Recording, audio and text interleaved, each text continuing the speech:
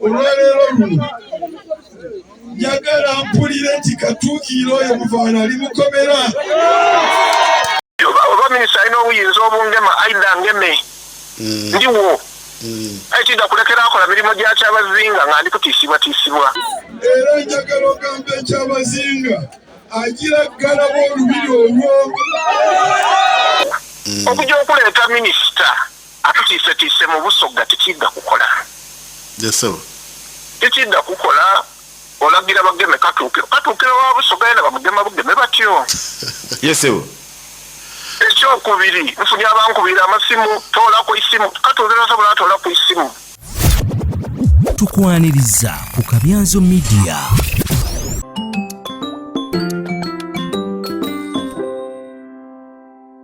Polisimeni nga balina kye banoonyereza bebaba bajja wano naye bano abalala bambadde nti tuli amugi tuli kaputeni Mugoya tuli kiki abo bonna bakwata mubasibe bulungi emikono n'amagulu mubasekuruti mubatwale wala disi yamanye okuba bana basa bannenge kinkwasiza ennaku okuwulira nti kino kyali kibira. Ekibira ne mujja oli najja n'atematema n'akimalawo n'atunda emiti n'amanda oluvannyuma najja n'awamba ettaka. Senga kisoboka banange yena oba oyogedde ku nemba tewali nemba wano ku nti naye kye bamukola kati mukuume kino ekiriwo. President Museveni agamba bamusobola musimbe emiti egya fruits kati muleme okubanga ekitundu kyamwe kikozesebwa kubanga ekibira ekyaliwo kati tekikyaliwo. Abanyazi ababbi abamenyi b'amateeka bakitemyetemye kati mujja genda mu oba forestry oba wantu babawe emiti gya ffene emiti gy'emicungwa emiti gya kokoa emiti gy'emiyembe musimbe muzeewo ate ekyo ekisinga obulungi. Sati Mukama ajjako wa ssente nyumba eggwe oba mulimu ababakwatako wano namwe bakwatireko. Obwakabaka bwa Kyabazinga mulaba bye mukoze. Omuntu wa Katonda Hannington yattibwa wano Busoga naye ne mulaba omuntu wa Katonda aweebwa ekitiibwa wonna ne mumugamba nti kweta tunattula wansi olw'okuba gwe Katuukiro atalina ekyo. Olwaleero luno njagala mpulire nti Katuukiro oyo Muvaana ali mukomera. Era ajja kuggulwako emisango trespassing, malicious damage to property, forceful entry, ago gonna emisango gijja kuggwako ate nga n'oba compensation gyonna gikolebwe omwami ono azimbibwa amakaage.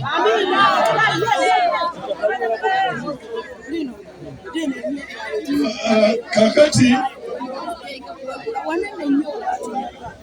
njagala okubagamba bwe nti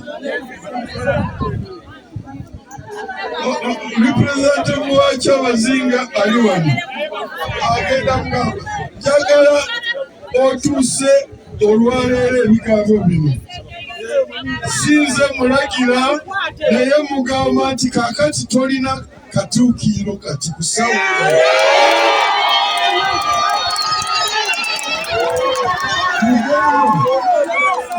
Uganda teyinza kukkiriza nti waliwo traditional ruler mu Uganda nga omuntu amusemera muli okumpi ate yamenya amayumba g'abantu yasiba abantu b'abantu yayibona ebijja b'abantu. Era njagala ogambe Kyabazinga agira ggalabo olubiri olwo.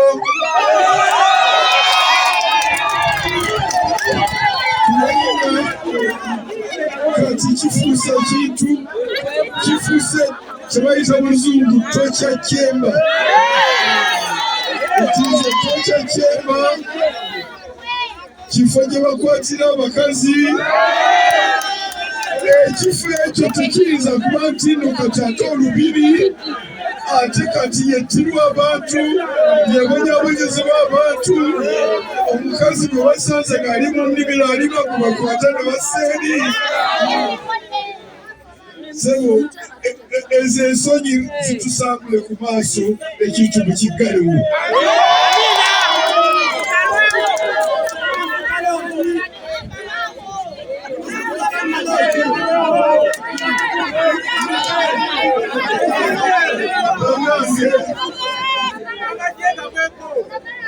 Royal Guards kitalo nnyo kubanga abo tebalina kukola kintu kyonna administrative, legislative, executive kyonna balina kubeera eri okumpi nga bakuuma Kyabazinga. Ate ekibaleeta n'okutandika okukuba abantu kiki? Njagala ssebo gwe wazze wano era obadde oli wano, abantu abo bonna bagaadizi ba Kyabazinga abo bonna babakyuse babaggyeyo. Mugende mu training abalala nga mumanyi kiki bodyguard, kiki royal guards kyali. Overwhelming evidence, speaker by speaker, has said publicly that the person heading the thuggery in this area, the destruction of property, in this case, destroying houses, arresting people, ordering armed men to rape women, and turning the Kyabazinga Palace into torture chamber is none other than Katukiro Muvawala. Now, I cannot allow that criminal publicly exposed to be left unarrested. Therefore, I've directed that Muvawala be arrested, interrogated, charged, and this is a matter where the police should entertain police law. This is a high-level person, and I've clarified to the people and I've read the constitution to them that a traditional ruler has no administrative, constitution, or executive role, either of local government, or central government, of government of Uganda, or local government. So how can a mere worker within the corporation soul, or the only one recognized, now where does he get authority to deploy, destroy, evict, cause women to be raped from their fields? Where does he get that authority? Is it above the law? Today I've declared that it's not above the law and he must be arrested. I cannot tell Kyabazinga to appoint another one, but I'm telling him that he has no he's Kyabazinga now, he's Katukiro now, he's a hunted criminal. We are looking, the thing is public, recorded, and in the documents I have, he must defend himself in the court of law. In the meanwhile, he should not attempt to execute any executive, administrative, or legislative function because doesn't exist. That's number one. Number two, as per presidential directive of 22nd February 2013, I've directed and ordered whoever was evicted here on the orders of Katukiro Muvawala, whoever was evicted here must return to his piece of land.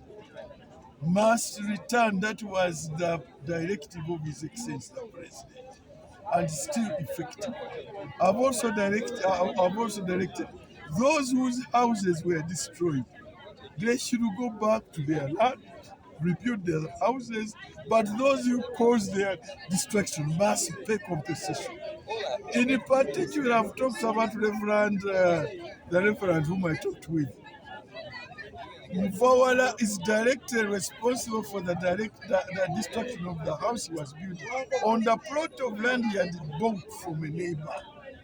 Muvawala had no authority to go and stop that construction and destruction of that property. He may not himself have gotten the hammer and destroyed, but it was by his authority and direction and by his agents that this was done. So number one, he must answer criminal charges. It must be one of the charges to be arrested for. He must compensate him for both for the house destroyed, that's giving money to rebuild it, and he must also compensate him for the pain, suffering, and humiliation he caused him in the community which he serves as a president. That is another directive I've made. I've also given a directive that torture chamber called the Rubiri Rwakiabazinga must be closed and be cleansed maybe through rituals of the Basoga to make sure that this evil of finding women in their fields, taking them there to be tortured and raped, arresting people, taking them there to be tortured, doing all kinds of evil things in that Rubiri. That Rubiri has become a torture chamber. It must be closed and cleansed before it is opened again for use. And then I've directed that these royal chambers, these royal guards, they must all be disarmed. Guards and royal guards are given by the government for the prestige, by the way, prestige of this traditional rulers. Now here in Busoga, they are torturing people, beating them, stopping them. They must all.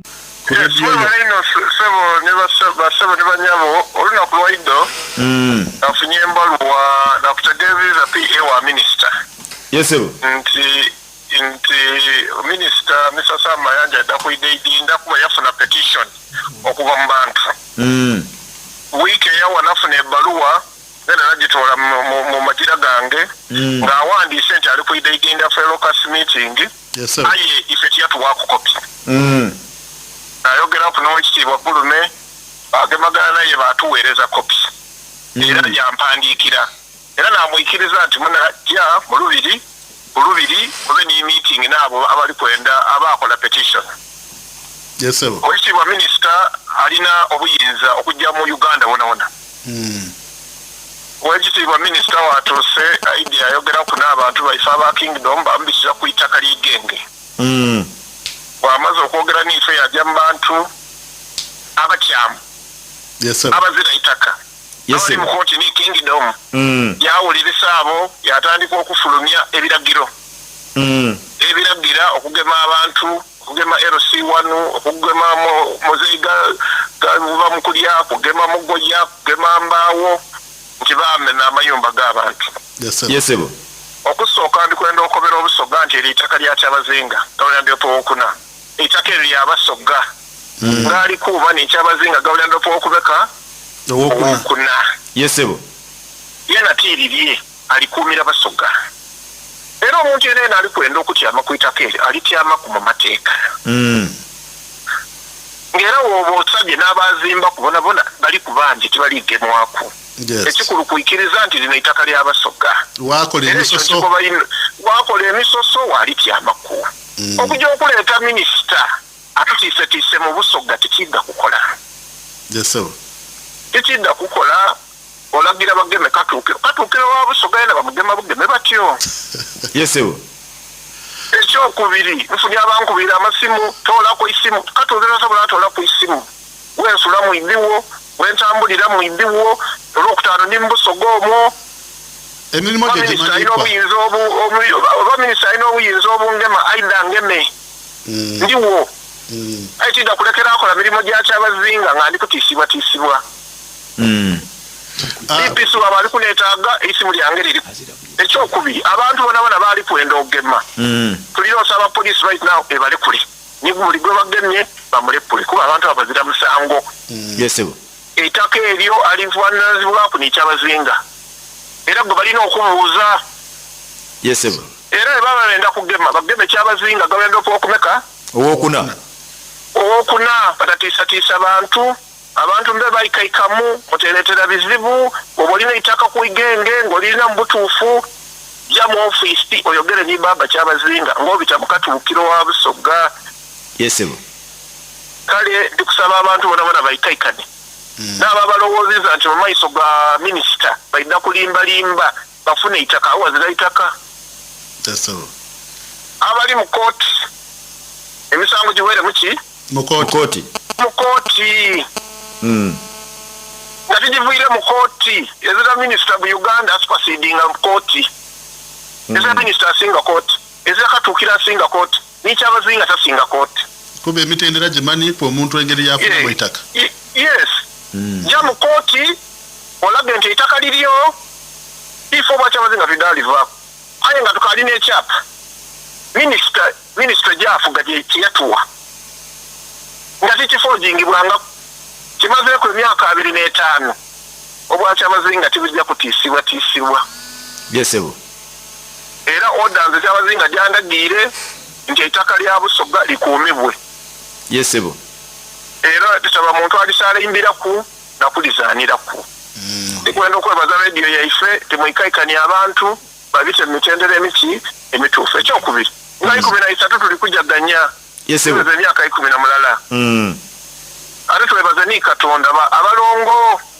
abalangira bino tibiseera bya kuida tutiisatiisa bino ebiseera bya kusanukira muki mu Busoga era ndikwenda okwebaza baba rediyo nti banamwebale ku ntaaku nayogerako eri abantu Yesebo abantu bayikaikane aye ndogema muva wala saawa eno ndi wano ndikira